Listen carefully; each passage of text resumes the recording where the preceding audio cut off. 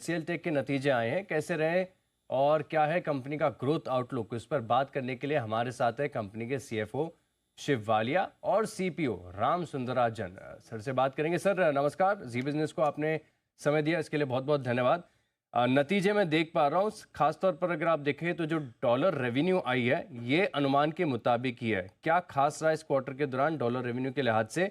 और दूसरी बात यह कि जो रेवेन्यू का आउटलुक आगे जाकर है वो कैसा लग रहा है?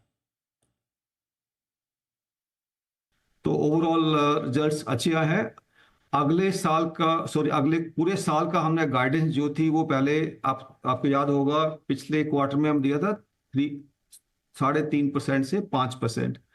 अब उसको नैरो कर दिया है 4.5% से 5% का हमने कर दिया है। और विच इज थोड़ा सा अपटिक ही किया हमने, क्योंकि पिछली बार देखेंगे तो हमारा जो मिड पॉइंट था 4.25 था, तो उसको ही हमने रखा है ऑर्गेनिक के लिए। और 50 बेसिस पॉइंट पे उसका कंट्रीब्यूशन रहेगा जो हमने एसेट्स एक्विजिशन किया है फ्रॉम HP CTG एक्विजिशन जो किया है।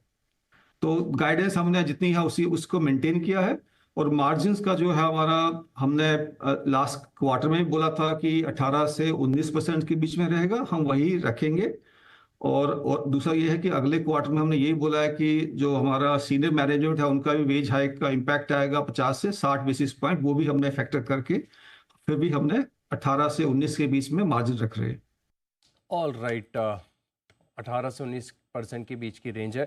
अगला सवाल मेरा सुंदरराजन सर से होगा। सर डील विंस को लेकर मैं समझना चाहूँगा कि कौन सा वर्टिकल है जहाँ पर सबसे ज़्यादा ग्रोथ नज़र आ रही है?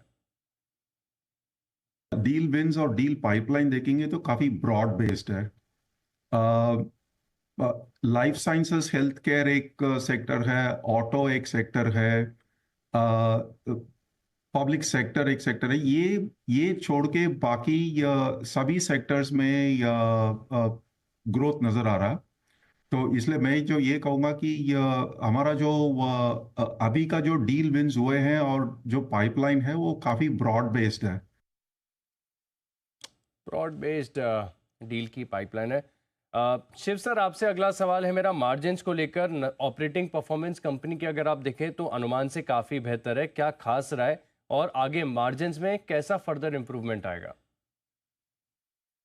5-6 महीने पहले हमने एक प्रोजेक्ट एसेंड लॉन्च किया था to bring in cost efficiencies. तो उसके रिजल्ट अच्छे आ रहे हैं, बट उसका ऑब्जेक्टिव हमारा इन्वेस्टमेंट के लिए, टू गेट पैसा करने के, to generate money to do the investment required for our secular growth, as well as in the Gen AI program है उसमें भी हमें इन्वेस्ट करना पड़ेगा। So idea is to stay ahead in the game। तो ऑब्जेक्टिव इज टू थोड़ा सा just optimise cost जिसको हम इन्वेस्ट कर पाए।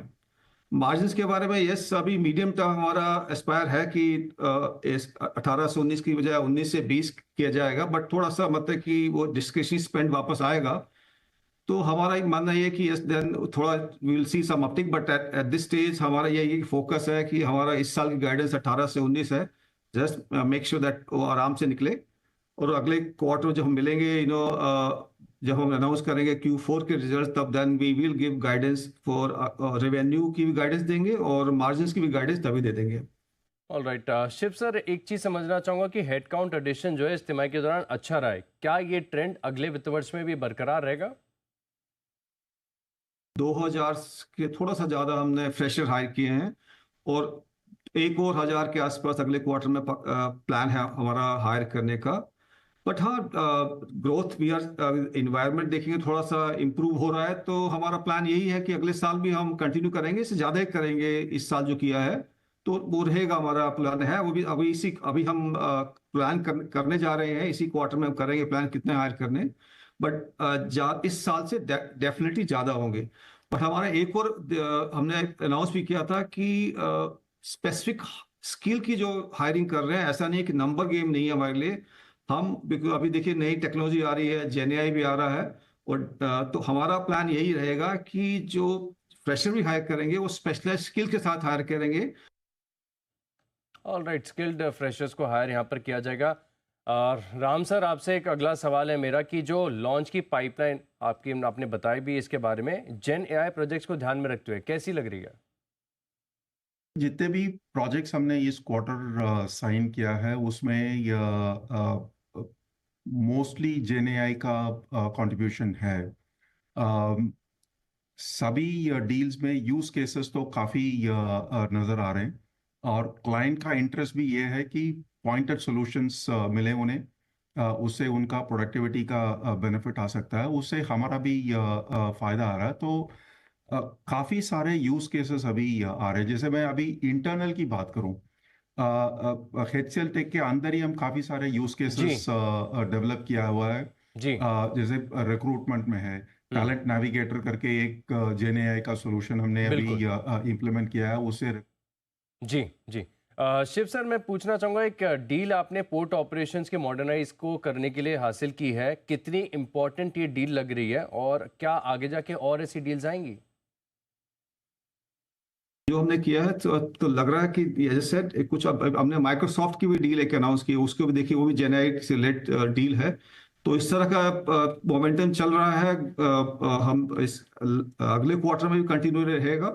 तो यस, आई थिंक अच्छा मोमेंटम है। अगले क्वार्टर में भी कुछ और भी डील्स इस तरह की पाइपलाइन में है। और जेनेआई, राम ने बोला कि हर एक डील में जेनेआई का कंट्रीब्यूशन रहेगा। So yes, overall all good.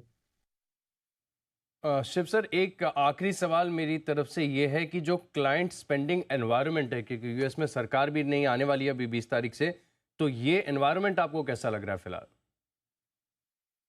थोड़ा सा मतलब कि पिछले क्वार्टर से स्टार्ट हुआ था और इस क्वार्टर में कंटिन्यू किया, वो थोड़ा सा ब्रॉड बेस ग्रोथ का लग रहा है। और ये हमारा आप देखेंगे, हमने जो ऑर्डर बुकिंग इस बार अनाउंस की, उसमें जो हमारा जो टेन्योर है वो कम हुआ है डील्स का, which is that get things are getting decide, थोड़ा कस्टमर जो जल्दी डिसाइड कर रहे हैं उसके लिए।